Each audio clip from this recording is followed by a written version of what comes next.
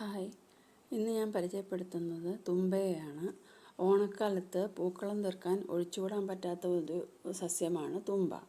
ഇതിൻ്റെ തുമ്പപ്പൂവിന് വെളുത്ത നിറമാണുള്ളത്. ഈ തുമ്പപ്പൂ ഉൾപ്പെടുന്ന ഈ ഭാഗത്തിന് തുമ്പക്കുടം എന്നാണ് പറയുന്നത്. വളരെ ചെറിയ പൂക്കളോടുകൂടിയ വെളുത്ത പൂവാണ് തുമ്പയ്ക്കുള്ളത്. ഇതൊരു ഔഷധ സസ്യം കൂടാണ്. ഭഗവാൻ മഹാദേവന് ഏറ്റവും പ്രിയപ്പെട്ട ഒരു പുഷ്പമാണ് തുമ്പ. ഇത് ഇന്ന് വംശനാശം സംഭവിച്ചുകൊണ്ടിരിക്കുന്ന ഒരു ചെടി കൂടിയാണ്. ഇത് സംരക്ഷിക്കപ്പെടേണ്ടത് വളരെ അത്യാവശ്യമാണ്. വളരെയേറെ മൂല്യമുള്ള ഒരു ചെടിയാണ് തുമ്പ.